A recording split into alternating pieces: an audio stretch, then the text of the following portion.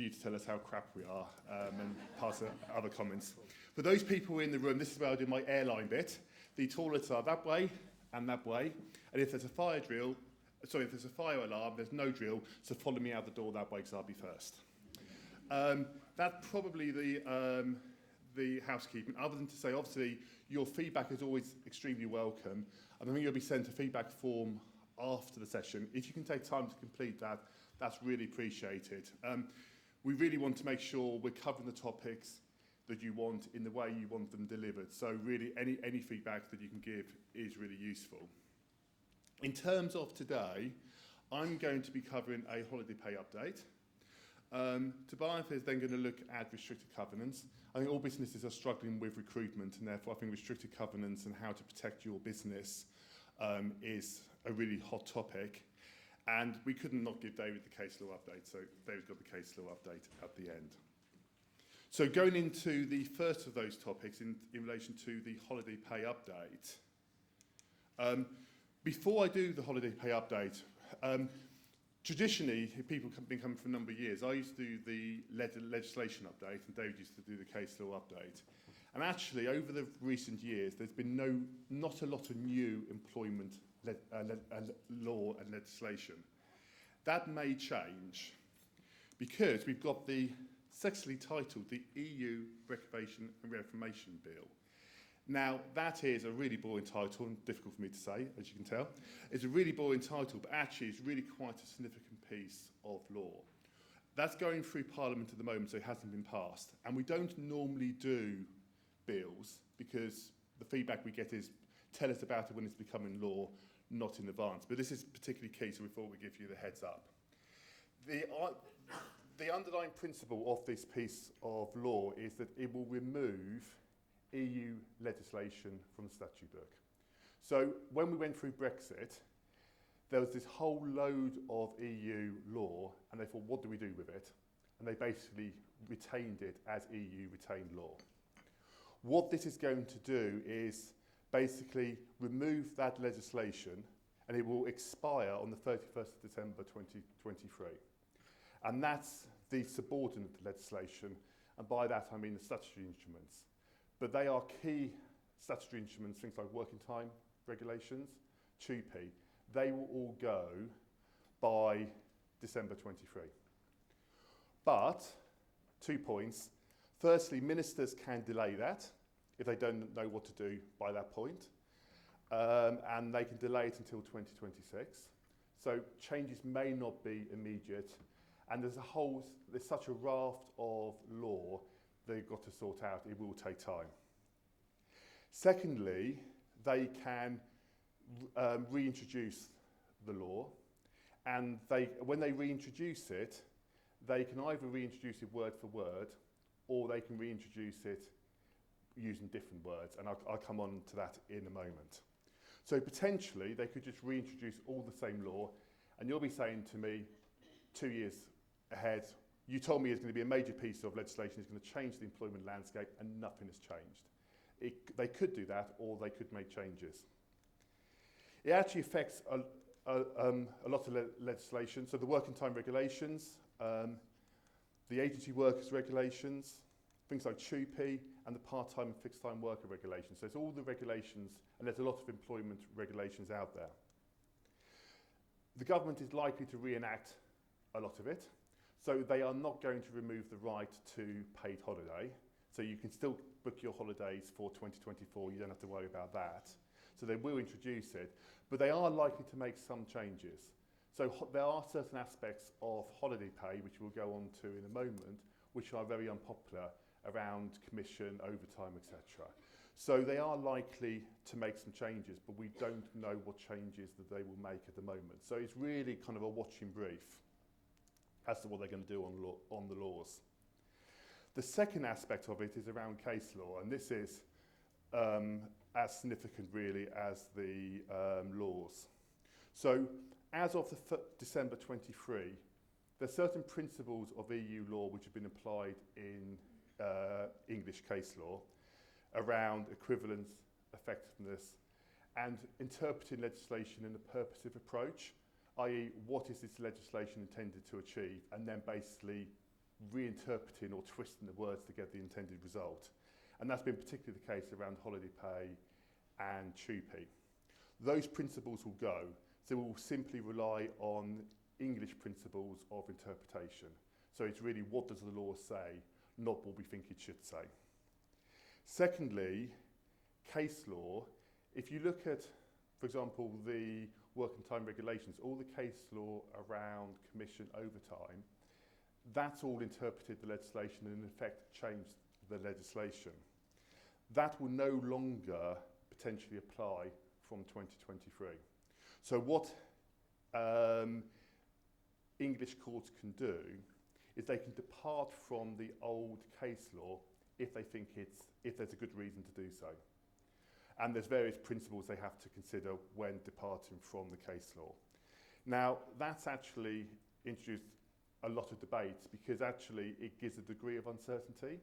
So whereas now we can say on a holiday pay claim, we think your case will be interpreted in this way, potentially going forward, even though the case law may be settled, a subsequent case can now depart from it if it goes to appeal, and therefore that introduces a lot of uncertainty for employers.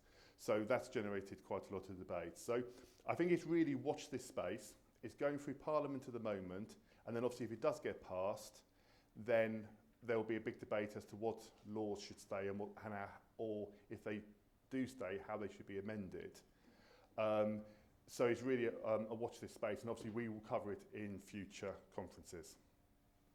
So going back to the topic I did tell you I was going to talk about is holiday pay. Really, what I was going to do was a recap and then just focus on two particular cases which have come out and how they impact upon holiday pay claims.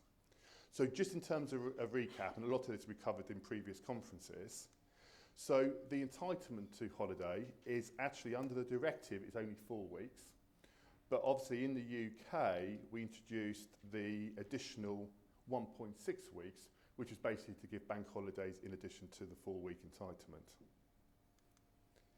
In terms of one of the areas which have been really kind of active for case law is carryover for holiday. And basically what the directive says is that you have to take a holiday in the year that it's accrued, you can't carry over holiday, and also you can't pay in lieu. But then there's a whole raft of cases which give exception to when holiday pay can be carried over. So we've covered in conferences before, you can carry over holiday if you've been unable to take holiday due to sickness. And that's the case of Stringer. There's also Gomez, which says if you've been unable to take it due to maternity leave, you can carry over holiday. And that's why you allow people on maternity leave to carry over their holiday to the subsequent year. And then there's a whole raft of cases which then said, well, actually, if you haven't been allowed to take holiday, we will allow you to carry it over. So King versus the Sash Window Workshop said that if you've been told the holiday will be unpaid, you can carry over the right to holiday to the following year because you've been discouraged or prevented from taking holiday. And as an employer, if you tell your employees we're not going to pay you for holiday pay, you shouldn't be able to benefit from that by employees then losing holiday which they haven't taken. That then was extended in the European cases of Shimizu and the other case which I won't even attempt to pronounce, but they basically says that if you haven't been given a proper opportunity to take holiday, then you can carry it over. So all those cases really mean that you have to give employees the opportunity to take holiday, and you really have to take some steps to encourage them to take holiday, or if you don't, they can carry holiday pay over to, or their right to holiday over to subsequent years. So then we turn to the first case I was going to look at, which is Smith and Pimlico Plumbers. And if you remember, these are the cases in relation to employment status of the plumbers who worked for Pimlico Plumbers. And they were held to be workers rather than self-employed. So they won that case. Obviously, when they said they were held to be workers, they then said, well, actually, can we have some holiday pay? And this is the subsequent case which they decided how much holiday pay they're entitled to. And in particular, can they carry holiday over to subsequent years? Because obviously these are plumbers who have been engaged for a number of years, have never been allowed to take holiday because they've been classified as self-employed. So they were bringing the back pay for holiday pay claims back to the beginning of their assignment. And the question was, could they do that when there was a number of years? So going back to King, that says that you can carry over holiday if you've been prevented from taking it because it's unpaid. What Smith said, well, that also applies if you've been wrongly classified as self-employed. So if you're wrongly classified as self-employed and the court says you're an employee or a worker, you can carry over holiday and therefore potentially bring a claim. There's then two ways in which you can limit a claim if you're an employer. The first is there's actually a 2-year limit on back pay claims for holiday pay. And the question is, does that 2-year limit apply? Because in King, they said it doesn't apply. An employer who hasn't allowed their employee to take holiday shouldn't be able to benefit from the 2-year limit, and that should be disapplied if you've not been allowed to take your holiday because you've been told it's unpaid.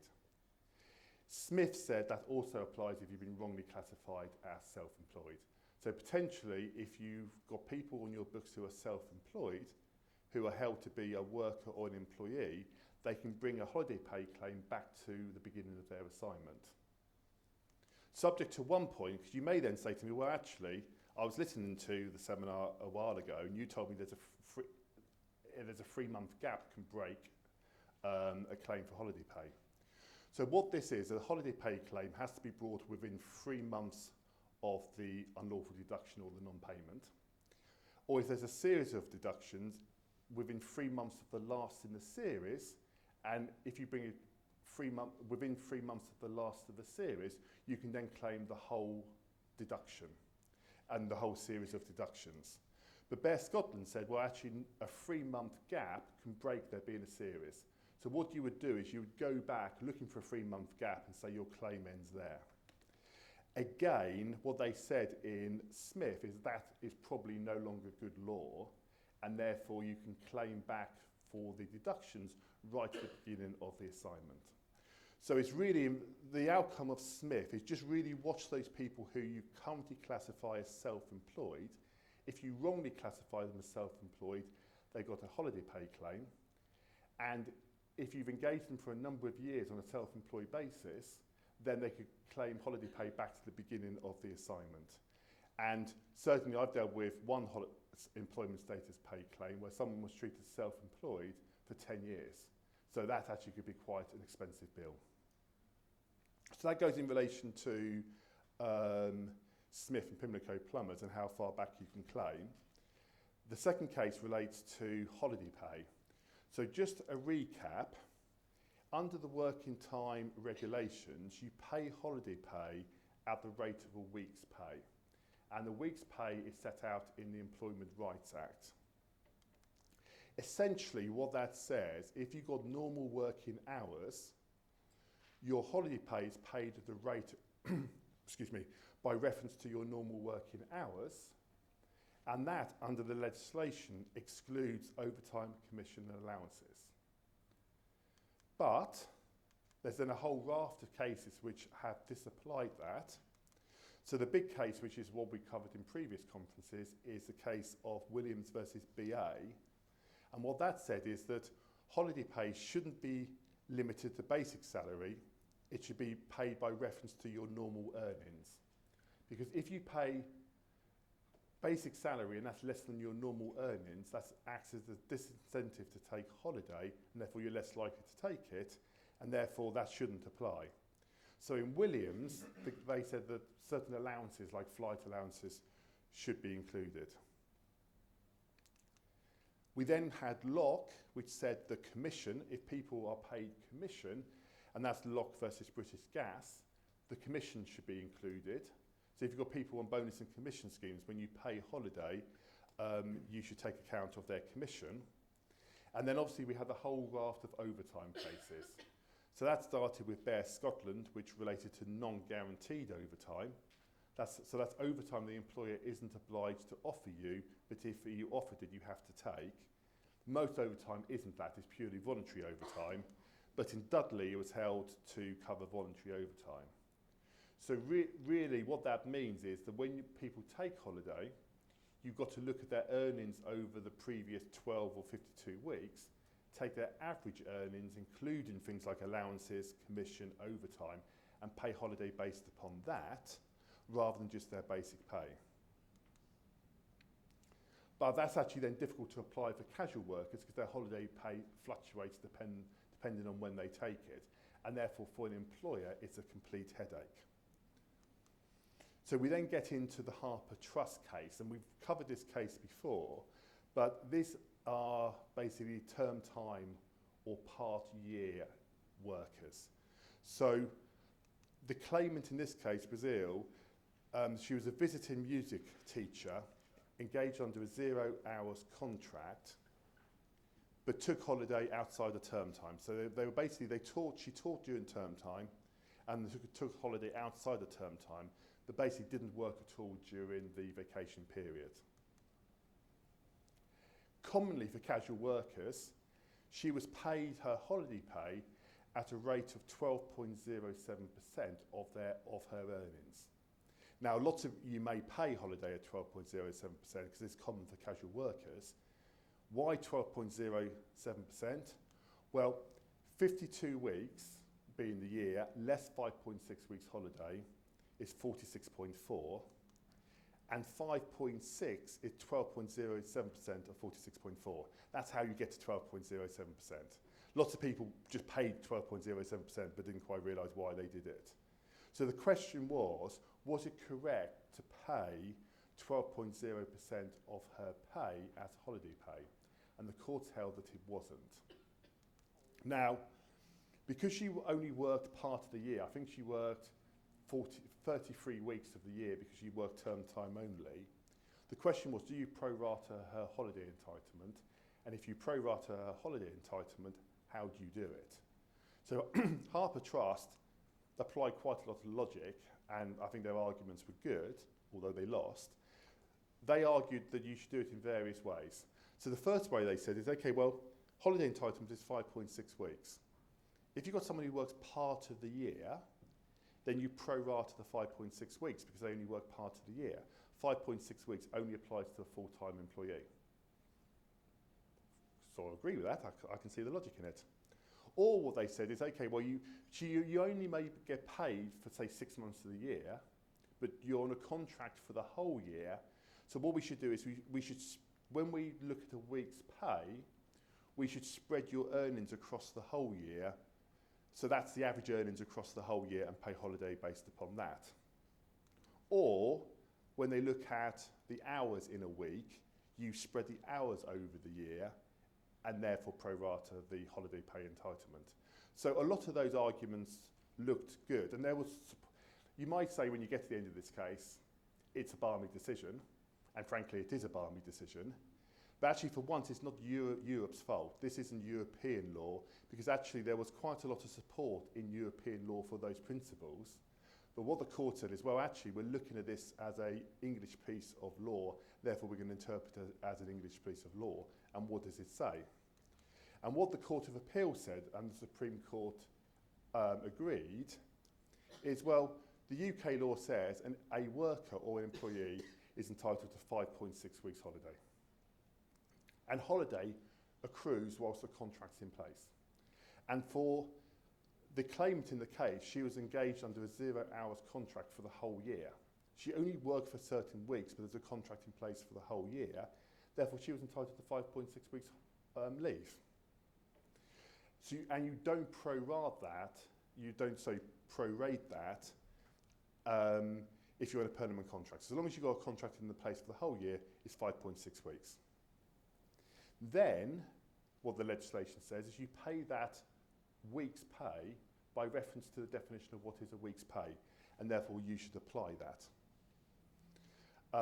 Now that sounds all okay, but actually the fly in the ointment is when you calculate a week's pay under the Employment Rights Act, you discount weeks in which no remuneration is due. So you only take account of working weeks. So if you go back to the claimant in this case, when you do the average over the last 52 weeks now, you only look at the working weeks. So if you work full-time in your working weeks, your holiday pay is paid at a full-time rate and is not reduced pro rata. Now, the problem in this case, or what I see the problem in this case, is highlighted by these two examples. So employee A works part-time. They work 18 hours per week for 46.4 working weeks in a year.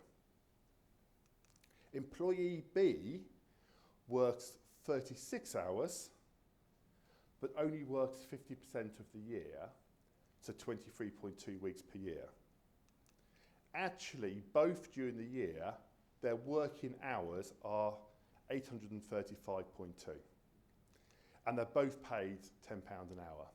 So on the basis that they both work the same number of hours and are paid the same rate of pay, you would have thought by logic they should get paid the same holiday pay. But applying this case, if you look at employee A, she's entitled, or he's entitled to 5.6 weeks holiday. It's 18 hours a week, times 10, so £180. So that person, for their holiday pay entitlement, is entitled to £180 per week, or £1,008 per year. So that's employee A who works part-time hours. So the part-time hours person who works the same hours gets £1,000 holiday per year. You look at employee B, so this is the employee who worked full-time hours for half the year. They're also entitled to 5.6 weeks holiday. You don't prorate that for working part of the year. And then when you work out the average, you only look at the working weeks. So the working weeks are full-time hours. So they then get paid £360 a week, which is their full-time rate. So 5.6 weeks is worth £2,016. So for the same number of hours, for the same rate of pay, they get paid double the holiday pay. And that's why this case has received the reaction that it's got, because it defies logic, I believe, for a part-year employee. In the case, an extreme example was used of an exam invigilator. So they said, well, what about the exam invigilator who's engaged on a contract to work for a 3-week period over the exam period? That person, if they are on a permanent contract, simply to work 3 weeks per year, is entitled to 5.6 weeks holiday. You then calculate their average, and if they work full-time for those 3 weeks, they actually get 5.6 weeks holiday at full pay when they only work 3 weeks. Now, the court said two things to that. One, you would never employ that person on a permanent contract. Yes, it's an extreme example, and you probably wouldn't. They then said, well, any general rule will produce extreme examples. That's not a reason to change the law.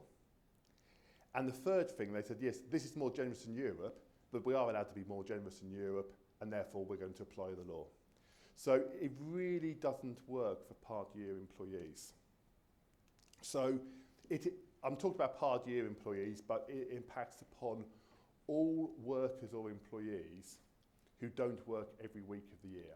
So if you've got casual people who just come in when the demand is high, it impacts upon them and it inflates their holiday entitlement.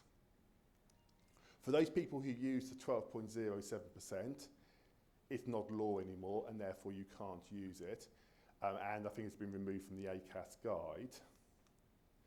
And going back to kind of the previous law, you risk back pay claims. If you've been doing this for a period of time, you risk back pay claims. But those claims are probably subject to the 2-year limit. So yes, you have a back pay claim, but there is a limit to that. So people say, okay, what's the solution? Well, there's probably two solutions. You either pay for the holiday in accordance with what the law now says, or the only thing you can do potentially is by breaking the contract between assignments. So if for each assignment you put them onto a new contract, then that's someone who's just worked for you for 3 months. They leave, you pay the holiday in lieu, and then they come back as a new employee in 3 months' time. But of course that works if you're only engaging people once or twice a year. If you've got people coming and going all the time, the admin burden from an HR perspective on getting people P45 set up, paying holiday and crew is an absolute nightmare. So I think the terminating the contract between assignments works for the extreme examples such as the exam invigilator who's only engaged for 3 weeks per year. It doesn't work for the pure casual people who come and go through the year. And for those people, you haven't really got an alternative other than to calculate the holiday in accordance with what this case says. So it's not one of those ones where I can give you a magic solution to it other than to highlight it and basically, if you're in a payroll department, give you a massive headache. So without more ado, and if I hopefully haven't depressed you too much, I will pass over to Tabitha.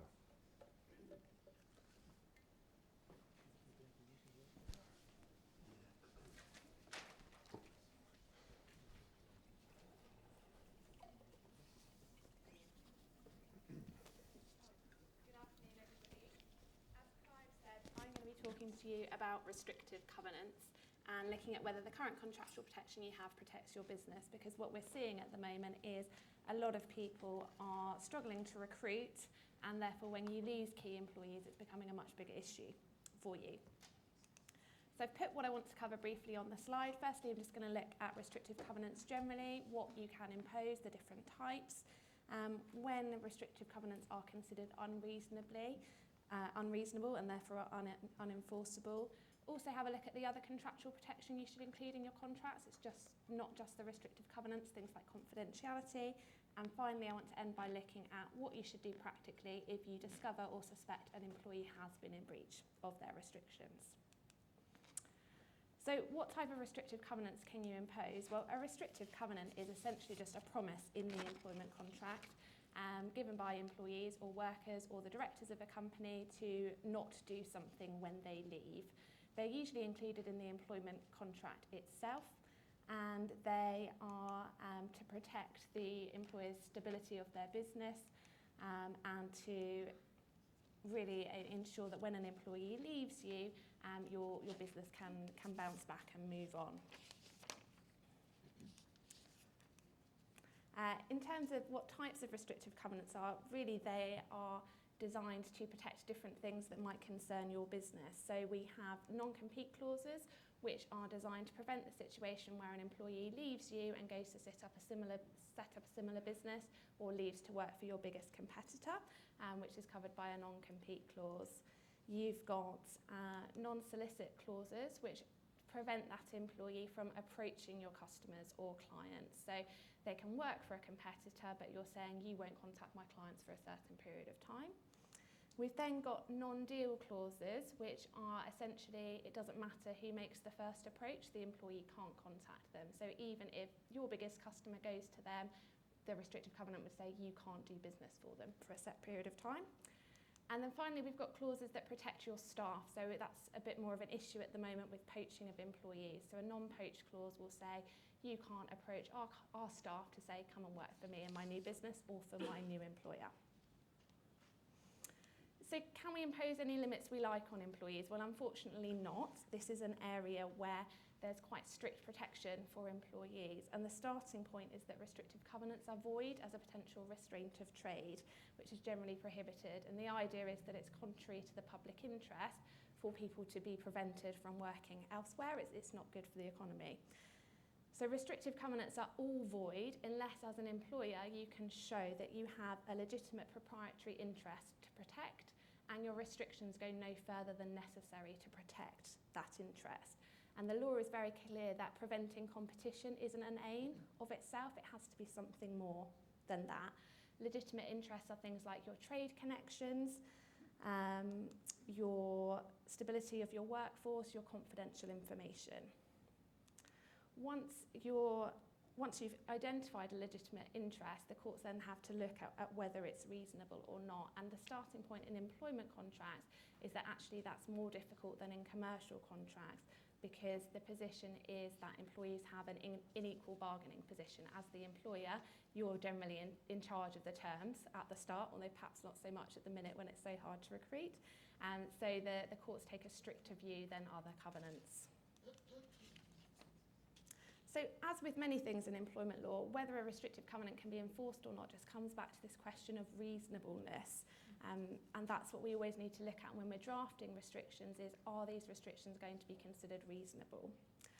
So when is a restriction reasonable? Well, as ever, it all depends on the individual circumstances of the case. There's no one-size-fits-all approach, unfortunately, where we can say, put this in your contract and you'll always be able to enforce it. There are some general principles, though. Generally, the more restrictive a covenant is, the harder it is going to be to justify. Fairly obvious, hopefully. So for that reason, non-compete clauses are the hardest to enforce because they have the biggest impact on an employee. To enforce a non-compete clause, we've got to demonstrate that you need to take that employee out of the market entirely. It's not going to be enough for them not to be contacting your clients and not to use your confidential information. In terms of the length of restrictive covenants, generally speaking for employees, the maximum the courts are likely to enforce is 12 months. That's not to say that you can always enforce 12 months. You still need to have a good justification to enforce a 12-month restriction, and usually you want to be looking at shorter restrictions for more junior employees. A post-termination restriction which is reasonable for one employee isn't necessarily going to be reasonable for the next. So ideally what we want to be doing is tailoring restrictive covenants for different positions within your organisation. I think the best way to do this is to look at what you're trying to protect for each role, because that should be your starting point. It might be the knowledge of your company, it might be your staff, it might be the list of your suppliers that give you the best prices. It might be details of your deals, your production methods, what you've got in development. It might be details of negotiations for your next big contract or your new premises move. The interests that you're trying to protect are probably going to be different for different people within your organisation, and that should then help you identify what covenants you need and take a bit more of a tailored approach. For example, if you're looking at your sales staff, we're going to be protecting your customers and looking at the non-solicitation, the non-dealing, that's who they've got influence over. If you're looking at development staff, they might not have any contact with your customers at all, but what we're really wanting to protect is your intellectual property, your confidential information, and preventing them from taking that elsewhere. If you're a recruitment agency, you might be looking at protecting your clients, but also your temporary work seekers, your big list of bank of individuals that will work for your clients. So really, if we can start with saying what are we actually trying to protect, that will always steer us in the right direction.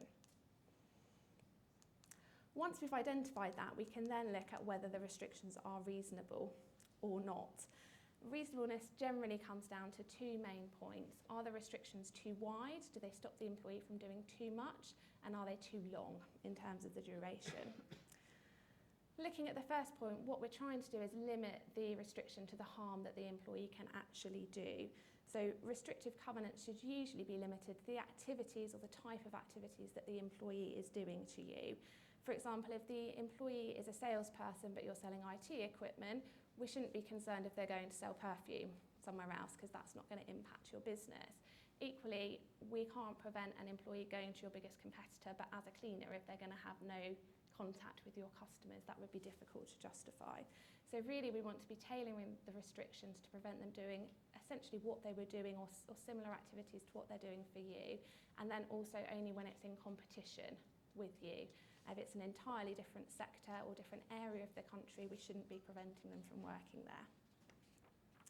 In terms of customers, we also need to think again about ensuring the restrictions don't go too far, and the courts will generally expect restrictions relating to customers to be limited to customers that employee has actually had contact with themselves or they have some influence over, and usually we would want a backstop period.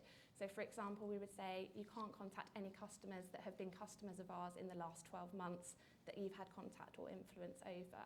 The courts don't want to enforce a restrictive covenant if actually it covers clients that haven't been in contact with your company for years, or in reality the employee had no influence over. We also need to consider geographical limits. This used to be the big one when we all worked in offices and didn't use the internet. Less commonly important now when everything is online and you probably have customers everywhere, but still very important for some businesses where you're relying on passing trade or particular connections to the local area. So we're always thinking about, if we want to take them out of the market, you know, in Winchester, in Fareham, you know, what area would be reasonable and how long for. And it will depend area by area. You know, it's unlikely to be reasonable to take someone out of the entirety of London, but it might be to take them out of the entirety of, you know, Swaithing or something like that. In terms of length, the length of the restrictive covenant should generally be the amount of time it would take a replacement to forge those relationships with your customers and kind of get you back on track as a business. The purpose of the restrictive covenant, as we said, it's not to stop competition. That's not allowed. It's about protecting your business. So we need to be looking at how long realistically will it take us to bed in a replacement and for them to forge those connections. As I said, the maximum length is usually 12 months for employees, but what length is appropriate will really depend on the factors that I've put on the slides. It's always useful to consider. So it includes things like looking at the shelf life of your confidential information. You know, how long is it likely to be before your product range changes or your confidential information becomes obsolete, it's out in the market, your plans are known. A key one is the frequency of contact with your customers. So it's quite established that if you're, for example, in the insurance broking industry, where you speak to your customers once a year because they're on annual policies, it would be easier to justify a 12-month restriction because your customer relationship generally covers that time. If you've got very short-term contracts and your client base moves very quickly, it's likely that you'll need a shorter restrictive period. The turnover of staff has also been held to be relevant in the past. So again, this depends on your industry, but where you have a high turnover generally and employees often leave on short notice, probably going to be difficult for you to enforce non-poaching provisions, because we would say, you know, that's not really a harm to your business that you need to protect. But conversely, if you have highly specialised staff, if it takes you a long time to recruit and you have long notice periods, then it's likely to be easier to justify a non-poach clause, because you can say it genuinely causes us a problem if our staff are poached to go elsewhere. As I said before, the width is also important. In terms of the geographical length, you know, the wider a restriction is, the more geographical areas it covers, the more customers it covers, the shorter it's going to need to be enforceable. And the courts will also look at an industry standard. We often kind of get asked, you know, well, what period is reasonable for my industry? There's no kind of list where you can say, oh, well, for recruitment it's this or that. But the courts will sometimes consider, you know, what is standard practice in your industry, although it's not determinative. Just a word about prospective customers. You can include wording in restrictive covenants to cover your prospective customers as well, and businesses quite commonly want to do so, and that's relatively common practice. However, as an employer, you just need to bear in mind that enforcing restrictive covenants in relation to prospective customers can be more difficult. And the High Court's view in some of the recent cases has been that to enforce those clauses, they need to have evidence that you invest a lot of time into your client relationships. The cases where they've been upheld have been where they show, you know, we spend lavish amounts of money, we you know, spend 6 months reeling in our clients, and therefore it is reasonable for us to protect those as well. If in reality your clients come and go and you don't put a lot of effort into prospective customers, it's going to be more difficult to enforce those clauses. So I think the most common question we all get asked is, well, how can I ensure that my restrictive covenants are enforceable? Because having put the effort into writing your contracts, you want us to be able to say, yes, let's go and pursue these against the employee. So I thought I'd just take you through this by looking at some of the common issues we come across so that you can avoid them in future. So the first one is ensuring that your covenants have been validly incorporated in the first place. If we're looking to enforce restrictive covenants against the employee, we have to show that there has been a contractual agreement with them, that they will abide by those restrictive covenants.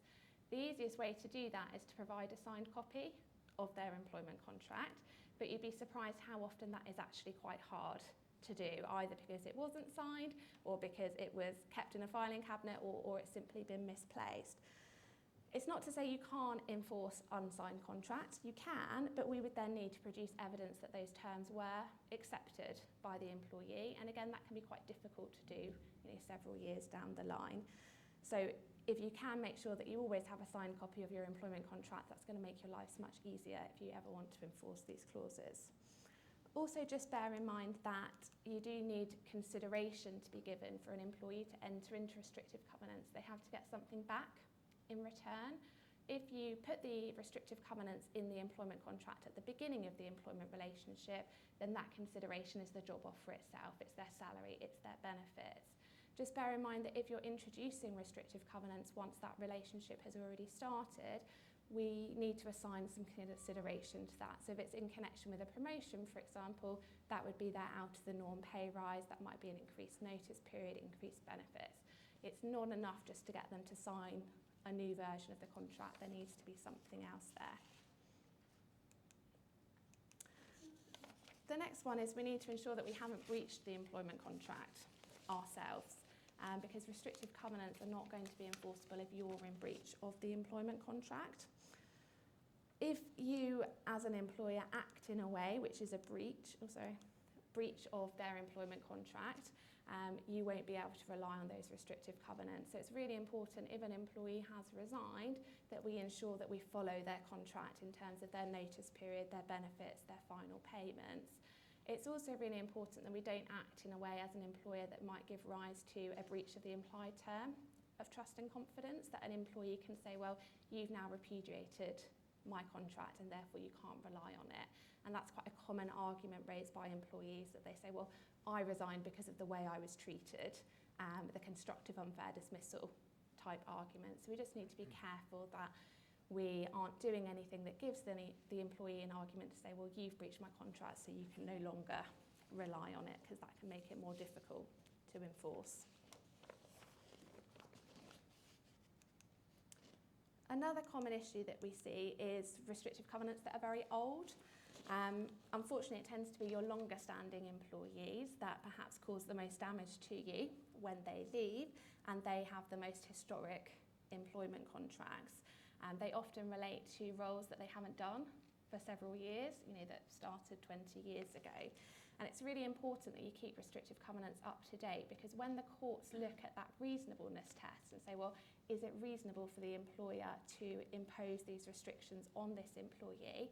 They don't look at it at the time when the employee is leaving. They look at that test at the time the employee entered into the restrictive covenants.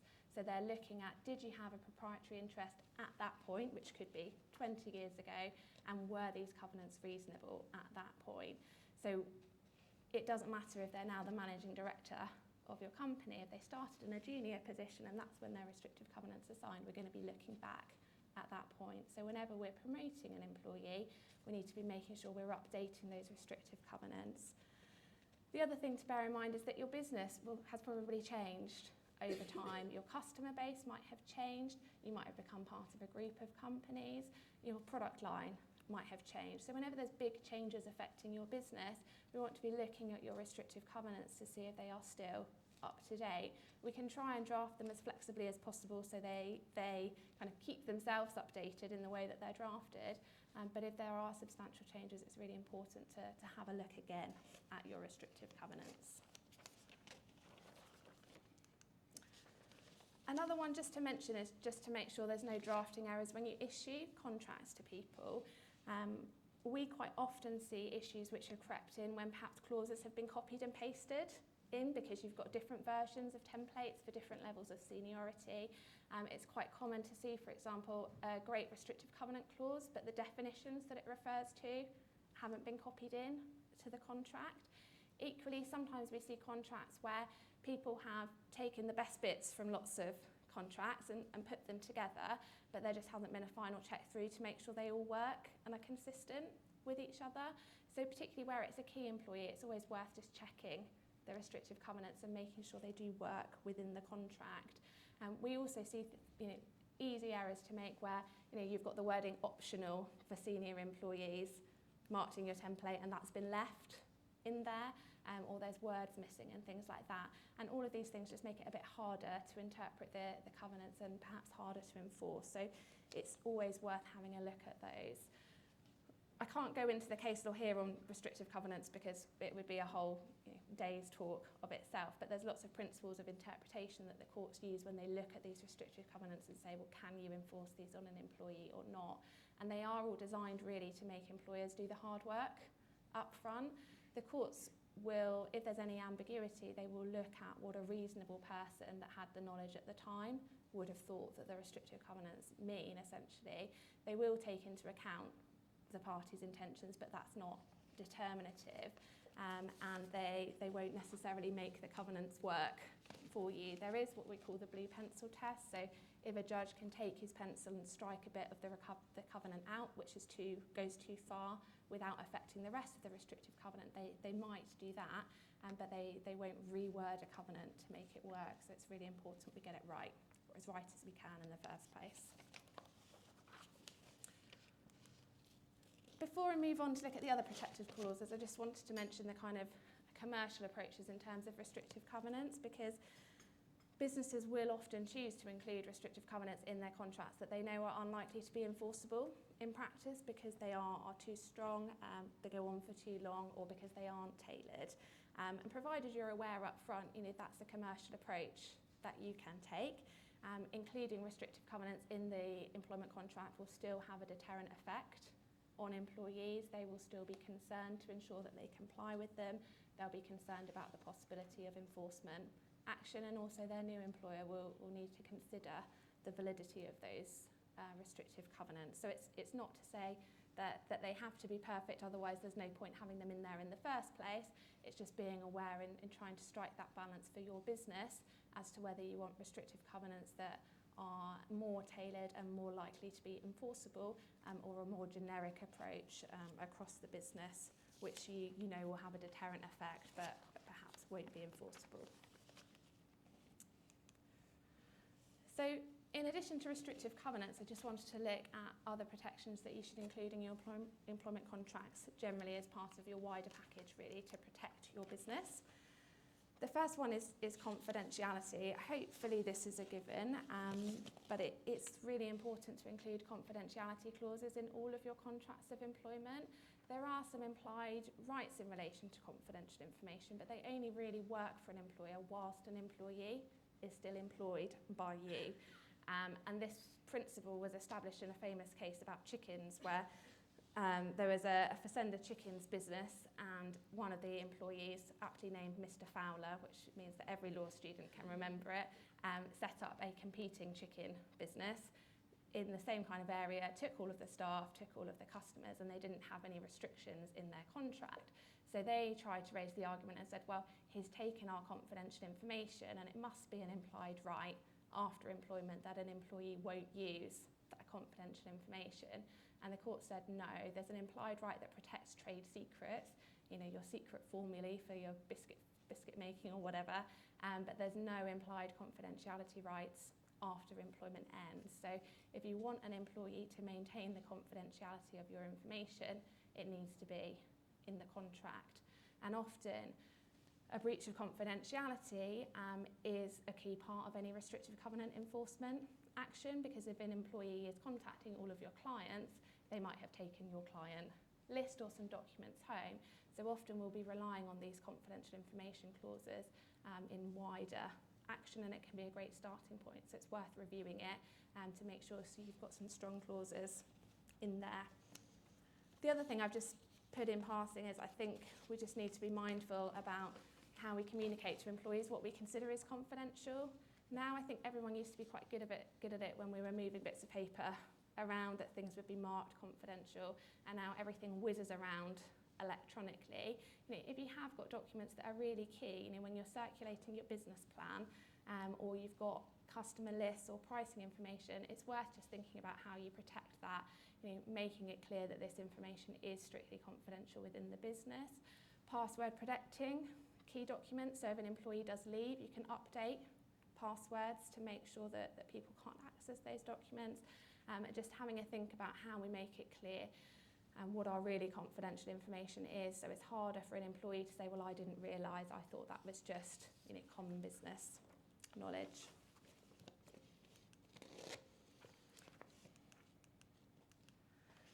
Another point just to think about is whether you want to restrict employees' outside interests. Again, there are some implied terms that help you as an employer in relation to people's other jobs or working outside of work, but they don't perhaps go as far as you need them to. So there's an implied term in all contracts that an employee will act with good faith and fidelity in relation to their employer, and that includes an obligation not to compete with you when they're at work for you. But what it doesn't necessarily do is prevent them from starting to take little steps to prepare to compete with you, and having outside interest in their own time, in their personal life, out of work time. So if you would be concerned about your employee working elsewhere for a competitor or otherwise, it's important that you include a specific clause in your contract. And what those clauses usually just say is that you won't have any outside interests with another company other than kind of minor shareholdings, you know, stocks and shares, ISAs or whatever, unless we've consented to it in writing. And I think those are going to be more important nowadays, where everyone's got these little side hustles or whatever they call it. You know, you do want to know what else your employers are up to if they're in senior roles for the business. So it's worth just including those clauses. You might just say, yes, we're happy for you to carry on doing that. But if you don't have a specific clause, it's going to be harder for you to control that.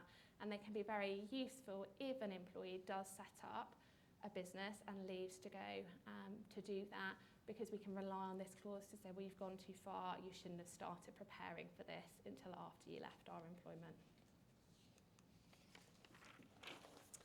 It's also worth thinking about how you protect your intellectual property. I need to be careful what I say here, because our intellectual property expert, Laura, is sat looking at me. So, but it's generally the starting point is that as an employer, you're likely to automatically own some of the intellectual property that your employer creates for you in the course of their employment. There are some rules that are slightly different in relation to patents, but with employees now more and more working from home and remotely, it's really important to think about what you want to happen with any intellectual property that they create, particularly for those key roles. And I'd recommend that you consider including express clauses on intellectual property, particularly obviously if employees are going to be creating significant things for you. So the implied rights don't cover everything, and you just want to have a clear intellectual property clause that says anything you create for us in the course of employment. And most employers would also say, well, anything you create for us which could be used in our business. So it kind of protects that position where the employee has a great business idea whilst they're working for you, based on their work for you, and then they want to develop it, you know, separately using their own resources, just to make it clear that you would own that intellectual property if it can be used in your business. So something worth thinking about. Finally, on extra protection, it's not a protection as such, but I just think it's also really important to consider the length of your notice periods at the moment. I think where the market is kind of out of kilter and it's now harder to recruit employees, lots of businesses are finding that employees can leave with quite short notice, and then it's very hard to get someone in. We often see quite short notice periods for senior employees, again, because their contracts are out of date and haven't been updated. So again, whenever you're promoting someone, it's just worth thinking about their notice period. It can be a double-edged sword, because if you want to exit an employee and you've agreed a reciprocal long notice period, you know, that's going to be a headache for you. But having a long notice period just means that you have more time to protect your business and to prepare for that employee exiting. If you do have a long notice period, you can also include a garden leave clause in there as well, which means that you can alter an employee's duties during their notice. You know, you can say, well, you can't contact our customers. You can say, you just go and sit at home in the garden. That will reduce the length that you can rely on your restrictive covenants, but actually that's a really great way of protecting your clients and your customers, because the employee is still employed by you, but you can control what they're doing during that period. So I would suggest having a look at your notice periods as well.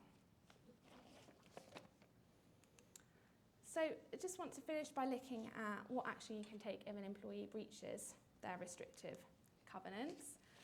Again, just stepping back firstly, I think it's really important to look at how you can prevent this hopefully happening in the first place. I think inevitably when someone resigns, particularly a senior person, it's stressful, it's difficult, you're focusing on getting a recruitment.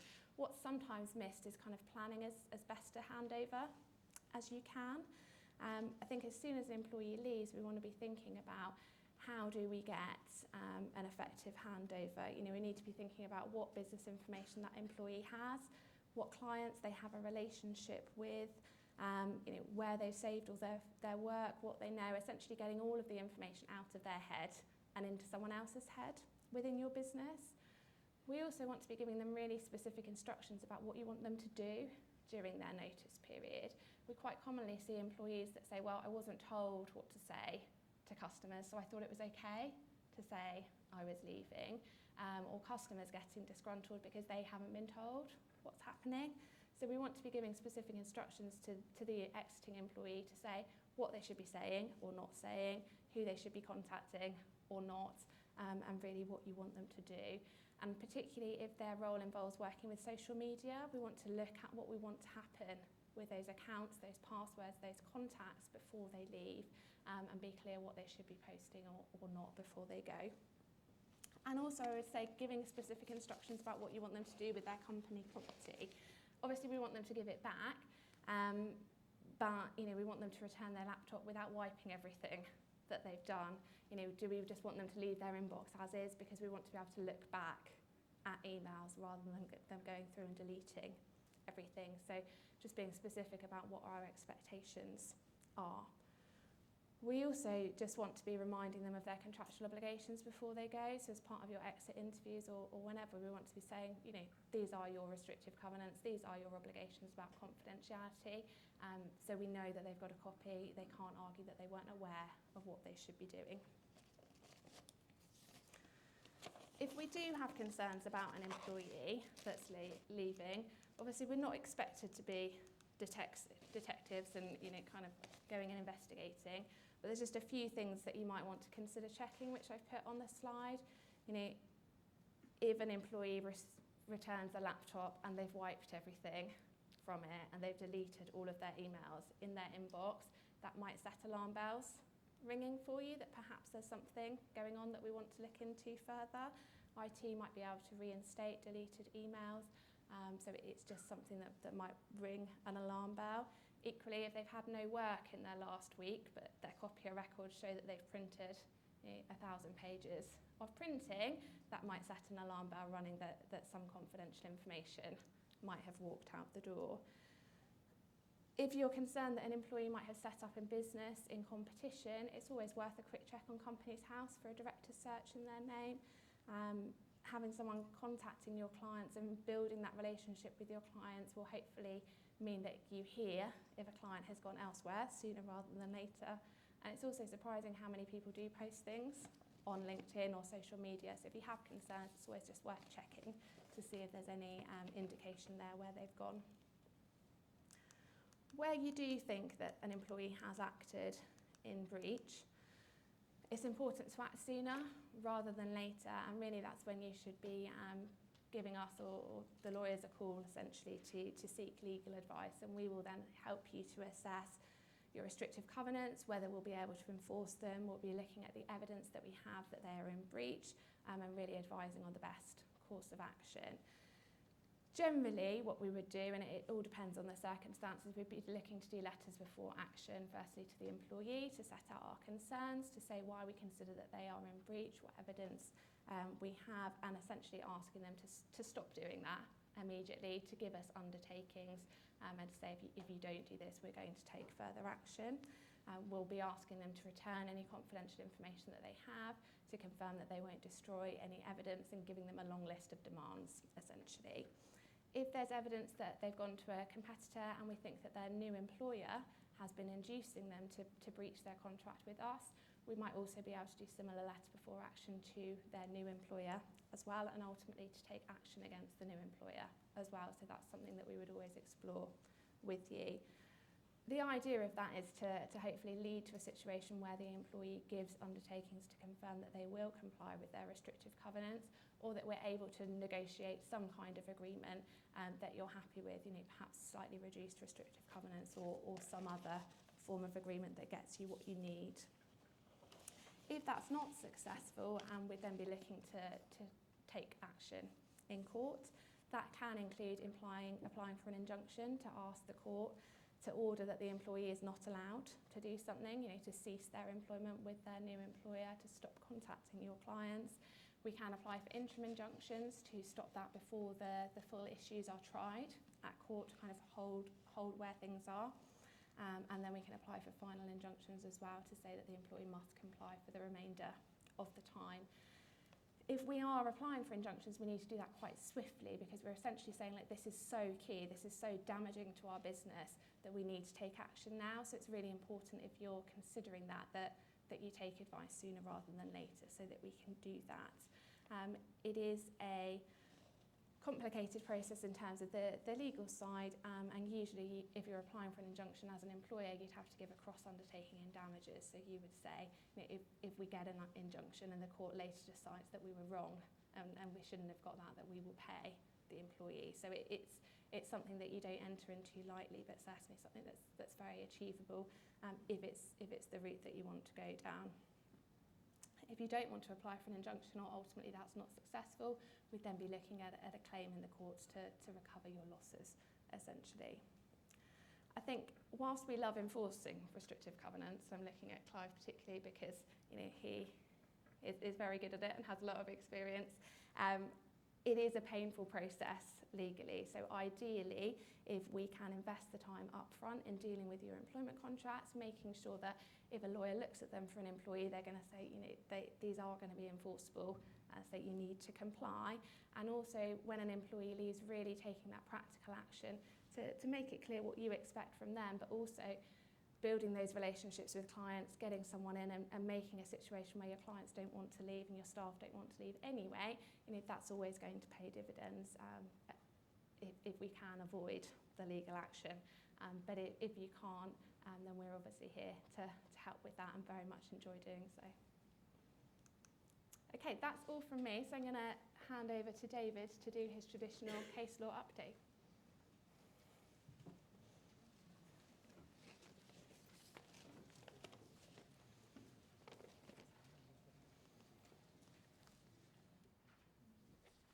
Hello, is this working?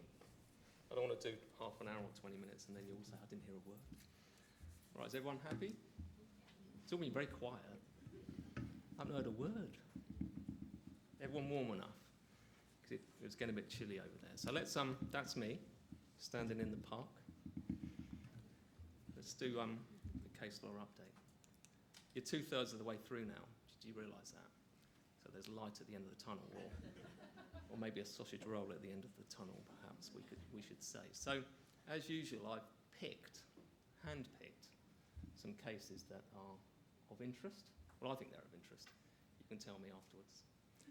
But we look at some cases that might be of use to you. And let's start with discipline and lateness. So, you will know if lateness is an issue in your business or not. But I think most businesses will have people who rock up a little late or turn up on time and then go and make themselves a big coffee and chatting. So is it an issue? And how do you deal with it? So discipline and lateness. Just a reminder first of all. So to dismiss an employer's got to have one of the 5 fair reasons and has got to act reasonably in all of the circumstances. The 5 potential fair reasons. Let's bring them all up. Capability, well, there they are. I won't need to read them out. But conduct is a key one. Some other substantial reason, also an important one. The sweep up category when you can't find another reason to dismiss someone, quite useful. But is lateness a conduct issue? So if I'm late all the time, which I'm not, by the way, but if I was late, let's take Clive, for example, who is late fairly often. But if he was late, how would we deal with it? I mean, it's too big, really, so I can't deal with it with a smack in the chops. So how would I deal with it? And what sort of process would I deal with it? And is it even a conduct issue? Well, you would have thought it was obvious, but dealing with persistent lateness, we've had a recent case on it. And also, does it matter if you're a few minutes late? Does that make any difference? So Tijani, for the House of Commons Commission, let's start with that.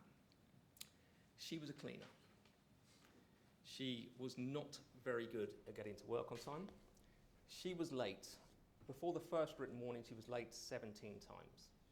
First written warning. Then didn't improve, final written warning. Then, in the next 9 months, she was late 43 times. Okay? So I don't know why they waited that long. And they dismissed her. And she said, well, you can't do that fairly because in your disciplinary rules, you don't say that lateness is a conduct issue, so you've gone down the wrong process. Oh, and anyway, I was only a couple of minutes late, so what's the issue? It was correct. The rules didn't say that being late was a conduct issue. But the tribunal said no, absolutely not. It's obviously a conduct issue. If you're told to get to work on time, then you should be there, and it doesn't matter if you're a few minutes late. And the Employment Appeal Tribunal even said, unusually for them, they made an extra comment. They said, we actually think being late, to not be late, you not only have to be on the premises, you should be at your desk ready to go. So there we are. For all of you who know someone who might not do that, you could always talk to them about this case. Now, it would have helped to have had some disciplinary rules. So my little red bit is the you should do. I'm not getting aggressive or assertive, by the way, on this one, but you should do this, really, is all employers have disciplinary rules. And what they'll say is, you will have seen these, by the way. They'll say things like, at our place, we consider the following to be misconduct, except no one's really thought about it, because what they've done is press the button and the precedent comes out. But every business is different. So you should think about your disciplinary rules, because they're really important, and lateness can go on that long list. So there we are. Now, this one jumped out at me, still on unfair dismissal. NHS worker threatened to rip off a colleague's beard after someone used his cup. Now, I don't know. Actually, when we talk about the case, apparently it wasn't even his cup, which makes it worse. But now he won this case, by the way. I'll give you that little snippet. So it's really about the important. It's not about using someone's cup. I'm not here to tell you not to use someone's cup. You know that. It would be a bad thing to do. What you should do, though, is follow a fair procedure in unfair dismissal cases. So acting reasonably, what does it include? Follow your procedure. Impartiality, so the decision maker shouldn't have been involved before. And don't take into account old stuff, basically. And get on with it. So, case of Mullen and the cup. Now, he claimed that someone had used his cup. The person said it wasn't his cup anyway, it was someone else's. But the worst thing was, he then went to grab it, and there was still some liquid left in that cup, and the liquid went all over him, which made him angry. He already had anger management issues. So this was in sort of 21, I think, 21. In 17, he had been spoken to informally about aggression. So he had some issues, Mullen. He didn't like this issue about being covered by liquid, and he responded by threatening violence against the person who he thought had used his cup. And I'll go back. So he threatened the violence, and he was dismissed. But he was suspended in March, and the disciplinary hearing wasn't until the following October, which was quite a long time. In that time, he went off with stress, as people do, and one of the issues was that he'd had a grievance raised against him before, and the person who'd heard that then got involved in the disciplinary process this time. And also, in the dismissal letter, it said, you have a history of aggression. So the tribunal found it an unfair dismissal, saying there was impartiality, all of those things. They said, shouldn't have taken into account these old warnings, should have had an impartial decision maker, and what were you doing spending all of that time? You should have got on with it. So he won that case despite what he did. So redundancy. Redundancy is one of the fair reasons to dismiss, as we know. Again, you must act reasonably. Lawyers love reasonably, don't they? Because it doesn't really mean anything, does it? And it leads to all this case law. But that's what the law says, you must act reasonably. What does that mean? Well, in redundancy, it means if I was putting Clive at risk of redundancy, for example, I would warn him, I would consult with him, I would follow a fair selection process, so I'd work out how I was going to select people to be put at risk. And then once you've decided, you offer or consider alternative vacancies. So this is kind of basics of redundancy, and also you give the right of appeal. Consultation, really important. Who with? Well, you might say that's obvious, it's with the person, but sometimes it's not. If it's 20 or more people, it might be with the union or representatives, first of all. When to start it, and I'll come to this point in a minute. And what's the purpose? Because some people just really go through the motions with consultation. They think it's just a box to tick, and it really isn't. And what's the subject matter? So, Mogain. Mogain was a nurse. She was on a fixed-term contract, and lots of her colleagues were also on fixed-term contracts. And Bradford decided that they would reduce the headcount by 1. And they had a little meeting behind the scenes, and they said, what criteria shall we use? And they thought, I'll tell you what we use. We will come up with criteria, that is, the person whose fixed-term contract will end soonest will be chosen, because that's nice and neutral, and it's just, we'll apply that criteria, and then whoever fits into that category is the one who's chosen.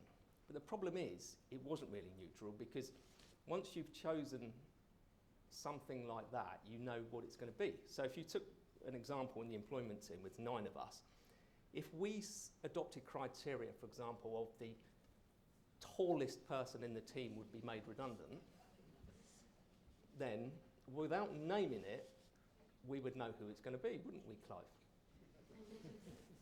See, I'd be quite happy with that, because I'm nice and sort of central in the middle, so I'd be like really safe. But anyway, by having criteria like that, you've already decided who it is, even if you haven't named them. So in Mogain, she said, that must be unfair, and she was right. What they said is fair, that you've got to consult at the start. So some employers will choose their criteria, score it, and then start consulting. We've always advised, no, don't do that. Consult on the criteria themselves, because then nobody can complain later. And this case really hammers that home, that you've got to consult on the criteria. And it also said, if you've got a pool of 1, that's okay, but you've got to consult on that before you find or adopt your pool of 1. Basically, and people say, well, there's been a few legal commentators who've said, oh, that's the end of pool of 1, you can't have it, but you can. What you've got to do is effectively take someone aside and say, I'm considering this pool, it means you'll be a pool of 1, and start consulting on it at that stage. I'm still on unfair dismissal. I'll come off it at some stage. But there's been loads of cases. As we know, conduct fair reason to dismiss, etc., etc. Right. Normally, for employees, not directors, there's no obligation to disclose your own misconduct. So if you've done something bad, I'm not looking at anyone, but if you have, you don't have to go back to this afternoon and disclose it to anyone. But what about if there's something really relevant to your job that happens, should you disclose it? You can answer if you want, or I'll give you the answer. So the answer comes from the case of Pubby against Your Move. So Pubby was a financial consultant, and he was working for Your Move, arranging mortgages, all those sort of nice financial things. He went off sick for a long period of time.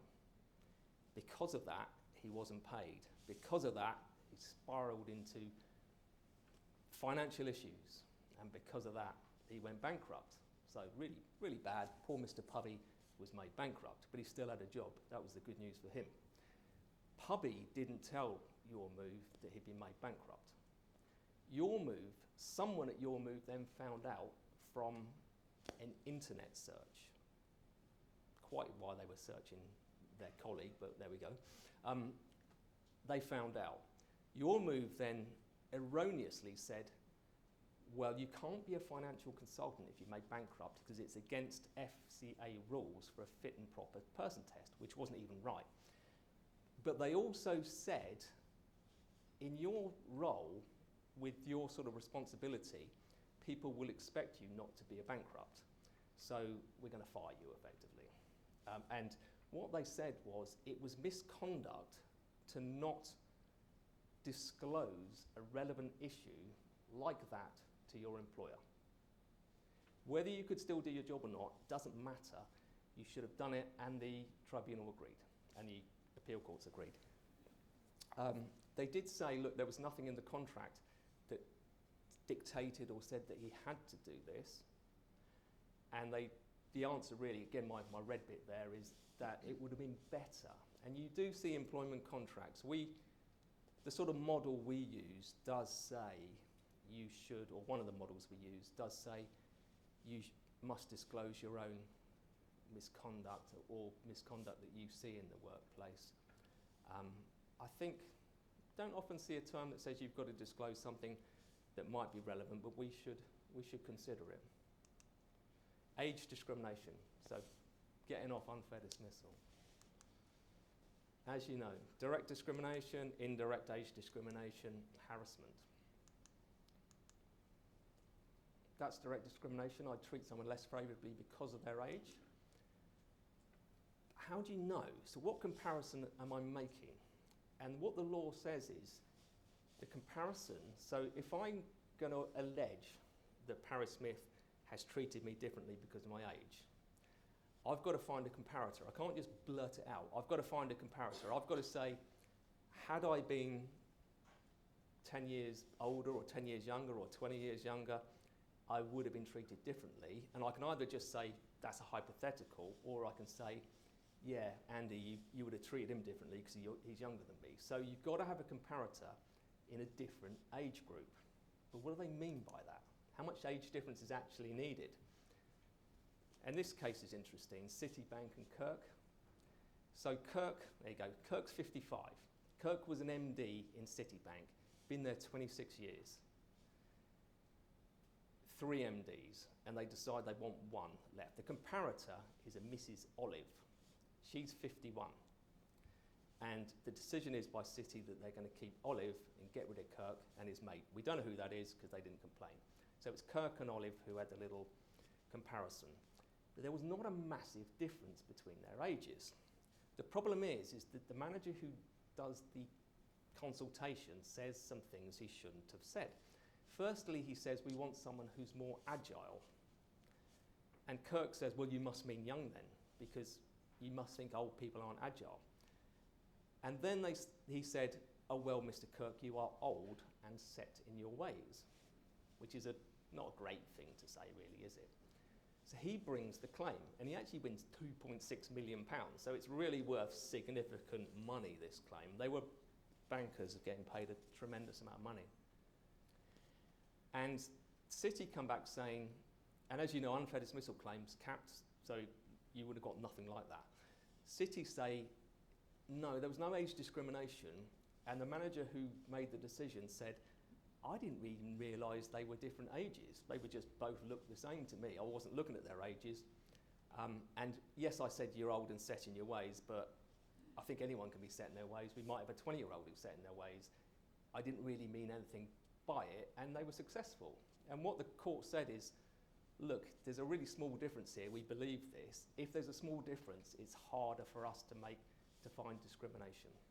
So quite interesting. What they did say, though, was that a small difference in the 50s is different to a small difference perhaps between an 18 and 20-year-old, where there's more difference when you're young. That was the appeal court saying that. Obvious final bullet point that an age-connected remark is not really helpful, but you don't need me to really tell you that. This is quite interesting, and it might be worth looking at your insured benefits. So, still on the age discrimination topic, most employers provide insured benefits. So I'm talking private medical, income protection, life cover, critical illness, that sort of stuff. If we roll back to 2006, that was when the age discrimination regs came in, saying you can't treat people differently. Employers said, yeah, but we provide all these insurance benefits. If we have a bunch of employees who are 75, it's going to cost us a fortune to provide life cover, because they're much more likely to die, obviously, or the private medical cover is going to go through the roof. So what the legislators said is, okay, we'll give you a carve-out, an exception. What they said is, there's no discrimination if an insured benefit ceases at 65, the greater of 65 or state pension age. And at the time, state pension age was 65 as well, so everyone just said, oh great, 65. We can have insurance policies that say they stop at 65, no issue at all. And it wasn't, we all sort of looked at it and then just parked it and shelved it, whatever, because it was no issue. But it became an issue in 18 because state pension age started going up. 66, then 67, then it's going up to 68. So, what do you do then? Because if your insurance policies have a cut-off at 65, but state pension age has gone up, because as I said, it's the greater, are you in difficulty? And I was waiting for the first case to come because I thought this might happen. And Pelter, this is a case that's come along where it happened. So he was a project manager. And at 56, he got quite ill. Didn't say what it was, but it sounded like a heart condition. Went on to income protection. During the course of his illness and his income protection, his retirement age changed to 66, but his policy still said 65. So when they decided to call it quits at 65, he said, hold on. He said, it should be 66 now. You've got to buy me another year's policy, effectively, at great expense. And the employer said, no, we won't. We're not going to do that. So he brought a claim. And he was unsuccessful. But he was unsuccessful because what the court said is, the date you look at it is the date you made the claim. And at that stage, it was crystallised you were 65. But they said, had you got sick at 66, and had the policy still said 65 then, there's a strong argument that the employer should have gone off and bought some new cover for you, which would have been really expensive. So the learning point on this is to review your insurance benefits and make sure, see what your PMI, your policies say. Settlement agreement. So can a settlement agreement settle a future claim? Most settlement agreements say we're going to settle all the claims you've got, you might have, oh, and by the way, that's everything possible in the future, whether we've thought about it or not. So that's what your precedent would probably say, that's what our precedent says. There's been a case now that has cast a lot of doubt, or more than that, to put a lot of doubt on it, this case of Bathgate. So Bathgate was a seafarer. He was put at risk of redundancy, and this was in January. So he's expecting his notice, redundancy pay and enhanced pay, but he's also expecting an additional payment that he thinks everyone's going to get, but not until June of that year. And he signs a settlement agreement that says, I accept this, a full and final settlement, etc., etc., etc., and this is all future claims whether I know about it or not, normal stuff. In the June, when he's expecting his payment, the employer says, oh, we've decided not to pay that to anyone over 61. He brings a claim, and they say, well, you can't, because you've excluded all future claims. And he says, and that's what, case law supports me on this, and you signed it. The courts have said you can't rely on that. They've said the law, which is what I've said there, says you can only exclude particular complaints. Nobody knew you had that claim until June, so you can't settle a future claim like that. So the key point here is don't rely on that. And if you've got an employee who is signing a settlement agreement well in advance of something happening, or well in advance of his dismissal date, use a two-stage process. So in other words, get them to sign again at the end. Couple more. So religion or belief. We know that religion or belief is protected. And we know there's direct discrimination. So not all beliefs are protected. I might have some weird and wonderful beliefs. Clive will have different beliefs. Tobias will have different beliefs, etc., etc. So to stop people just coming up with crazy stuff, except it hasn't stopped people coming up with crazy stuff, but it's supposed to have stopped people coming up with crazy stuff. We know there are 5 criteria to be protected, and there they are. Okay, and one of the key ones are, it's got to be worthy of respect in a democratic society, and the 4th one, certain level of cogency and seriousness. But these are the 5. You always go back to these 5 criteria. They're called the Granger criteria. So Macbeth, and here we talk about a really sensitive issue, because it goes into the gender and sex debate, which would be very interesting to talk about, but we haven't got time.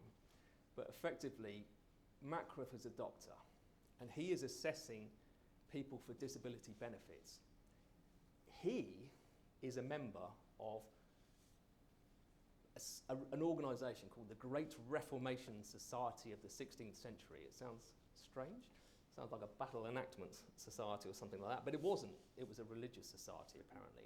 And there are his beliefs. He was strongly believing that he didn't believe in transgender, and he didn't believe someone can self-identify their gender. Okay? So, he was asked by the Department of Work and Pensions to adopt the title that a person said. So if someone came along saying, I'm identifying as female, he was supposed to accept that and use the correct pronouns. But that went against all of his beliefs, he said.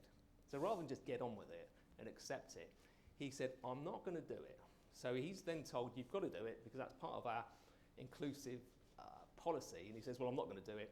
Massive fallout with his manager, goes home, claims he's been suspended, doesn't come back to work and brings claims. So it all really goes downhill very quickly. And the tribunal said, well, we think that belief wasn't protected. I'm really surprised about that, because whether you agree or not, there's been cases, there was a case called Forstater recently which said whether you agree or not, it is a belief, and a lot of people have got that belief, that you can't just choose your own sex. So the tribunal said it wasn't protected.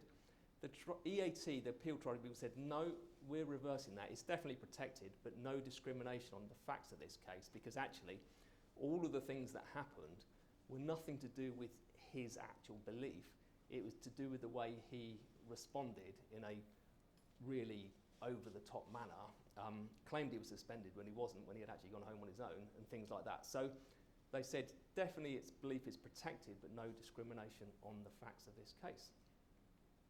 So last one, and very apt as we are in a football stadium that some people would consider almost godlike. But there we are. You know what this team is, Glasgow Rangers FC. So very passionate supporters. I have done an equalities talk for many years where one of the things I used to say is, can you discriminate against people on the basis of the football team? So if you're a Southampton employer, can you have a rule that says I will not employ any Portsmouth fans? I mean, quite a sensible rule to have, but can you do it? And I've always said, I've waited for people's responses, and I've always said, yeah, you can, because you can do what you like, as long as it's not a protected characteristic. If you want to not employ Portsmouth fans, fine, go ahead, fill your boots. That's what I've always said, right? But then this case comes along. Don't get too worried, well, maybe get worried. So McClung is a massive Rangers fan. He said he lived and breathed Rangers. That's all he does. He spent all of his discretionary income following them home and away. He even said he got birthday cards from the club, etc., etc. Basically, you can imagine what it's like. His life revolved around Rangers. He gets a job where his manager is a Celtic fan. For anyone who doesn't know, massive rivals. He says, look, I'm not being given any shifts, any work, because my manager is a Celtic fan. But he hasn't got 2 years service. His contract comes to an end. So he has to think of a way of bringing the claim. So he says, supporting Rangers is a belief, and you've done it because of my belief.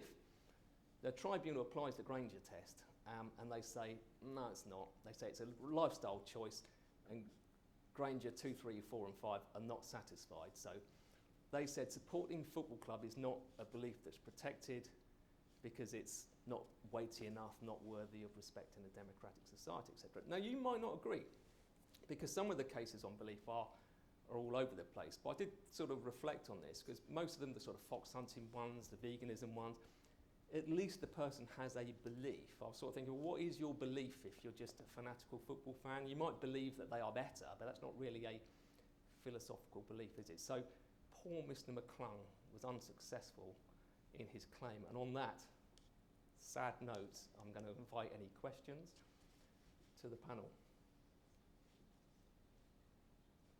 And do ask some questions. Actually, and I've totally forgot, for anyone on the online, please put your questions in the chat.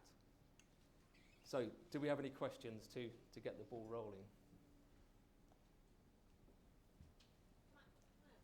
Of course, please do ask a question. Thank you. That was really insightful in terms of... oh no.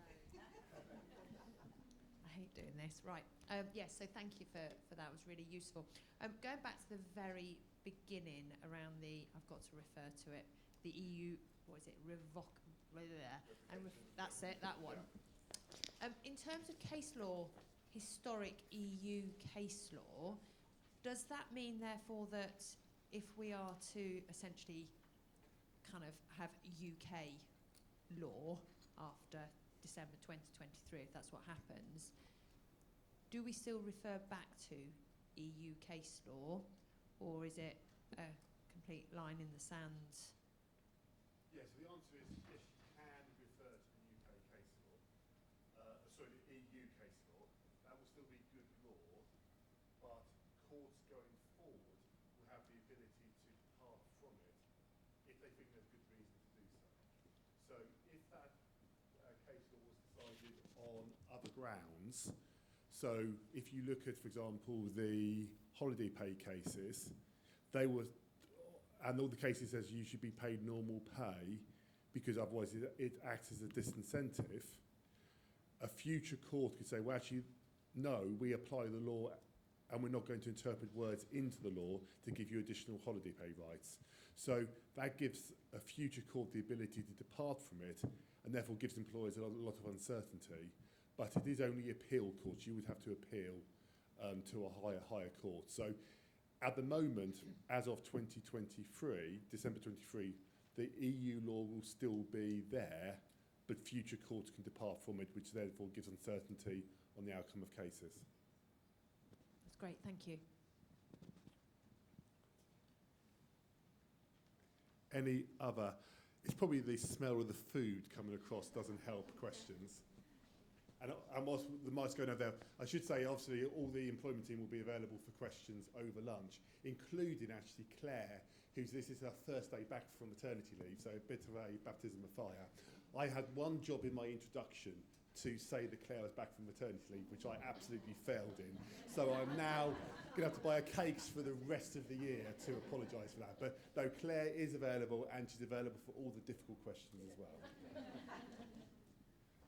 Hi. I just had a TUPE question. So we run sort of care homes, and we TUPE some staff in. They're all effectively care workers, but they've all got different weird and wonderful job titles and job descriptions. And I was wondering, what stage can I standardise job titles and job descriptions? Because you can't change it if it's related to TUPE. No, so you can't make changes where the reason for the change is the TUPE transfer. So that actually kind of is meant to prevent you harmonising terms after the transfer. But you can make changes if it's what's called for an economic, technical or organisational reason, which involves a change in the number of functions of employees. So if you're changing people's functions, then you could do it. The other argument is, well, you wait for a period of time and then you just do a general review, and that's not by reason of the TUPE transfer. There's no set time that you can wait. You have to wait before you get past that hurdle. And I think you have to think about it at the time of the transfer. So I've done cases where there's been changes after the transfer, but there happens to be a document, a board minute or a management group meeting minute, which says if we wait 6 months we can get away with it. And of course that therefore links it back to the transfer. So, it is fact specific, so you probably have to kind of advised on the specific circumstances. But I think it's either you rely on an ETO reason or you break the gap. But actually, going back to the unpronounceable act that we've just been talking about, one of the debates in there is what will change. One of the changes that people are talking about is to allow harmonisation after a TUPE transfer, because it is very restrictive. But that doesn't help you until 2024. Any other, also I've got a light in my face now. Any other questions? Straight in front of the light, that's going to help me. We're at the back there.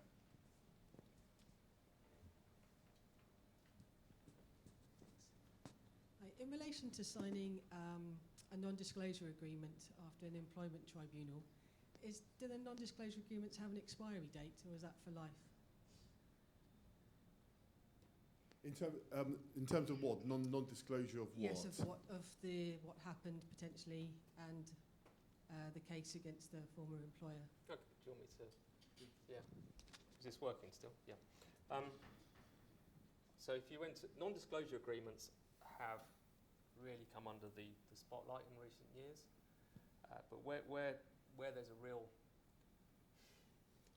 you can't have an advanced non-disclosure agreement really, but if you're settling a genuine claim and people are entering it with their eyes open and on equal bargaining power, and they are saying, I will not discuss this settlement, then that term is a contractual term which applies without limit, because you're not saying it applies for 2 years or 3 years. The spotlight really came under the sort of sexual harassment cases where people have paid a lot of money to not bring a claim or to not launch proceedings. But once you're into a claim situation and it's settled, then that will become a contractual term.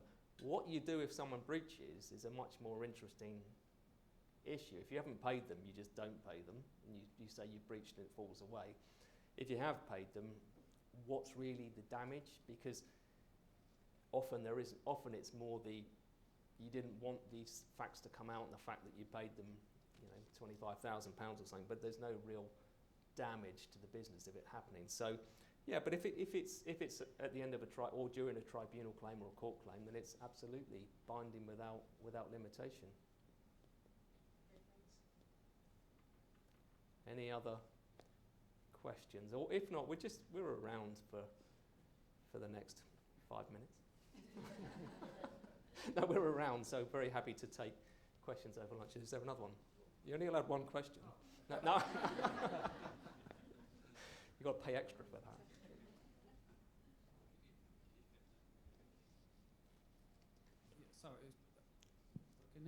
Sorry, there's a question about employment tribunals. I think there's like an 18-month waiting period I would put claims in, and I'm conscious that the key witnesses for the employer might have moved on by the time you get to the hearing. Is there anything we can do, and if they're an ex-employee and are not willing to turn up as witnesses for the employer, we might just lose the case because you can't get witnesses to turn up? Well, shall I start? You can. Yep. You're absolutely right. The tribunal system has been in a terrible mess recently. It used to be that you'd get a case through really quickly. At the moment, I've got a case which is nearly 5 years duration so far. It's my longest case. A case now, if I started it, probably wouldn't come. An unfair dismissal would take 18 months or so, as you say, to be heard.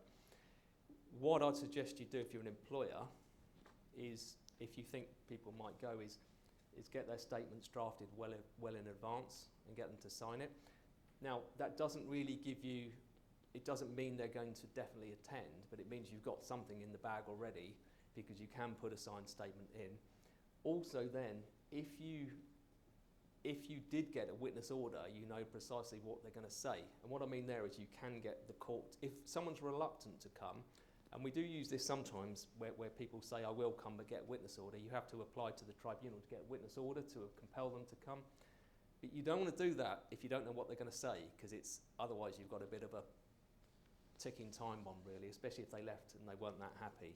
So I would suggest you get if you think that's a risk, get their statements really early and get them to sign it, because then you've got something you you've got something that you can at least use later in the case. You can put a statement in without a person coming to a tribunal. It doesn't have the same weight, though, because that person can't be cross-examined.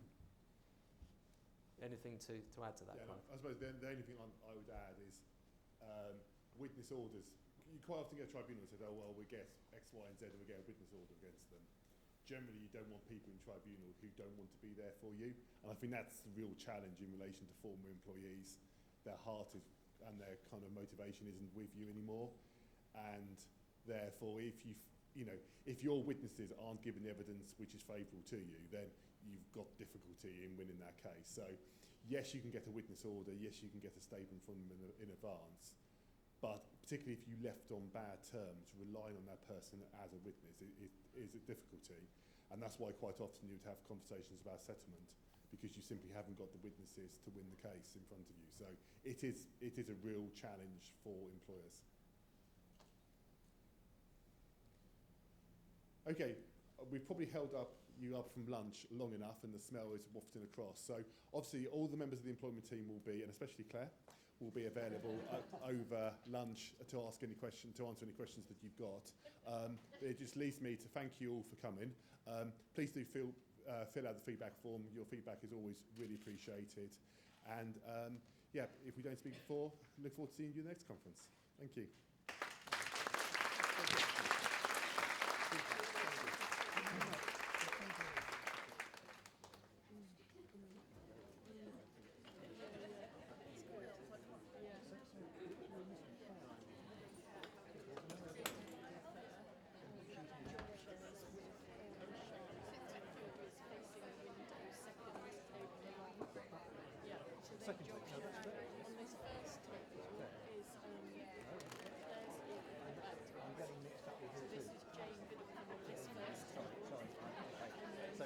Claire's the one I'm missing.